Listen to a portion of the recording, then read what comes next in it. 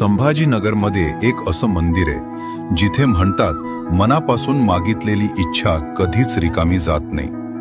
खाटू श्याम मंदिर.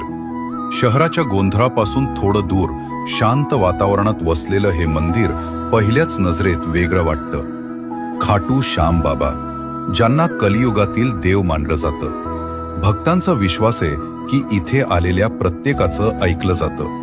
हे मंदिर अजून नवीन असलं तरी इथली श्रद्धा आणि भक्ती दररोज वाढतच चाललीये. कोणी इथे खास दर्शनासाठी येतं, कोणी आपल्या अडचणी सांगायला, तर कोणी फक्त शांत बसून मनाला आधार मिळवायला येतं. इथली सर्वात खास गोष्ट म्हणजे इथे आल्यावर मोठेपणा नाही जाणवत, तर एक आपलेपणा जाणवतो.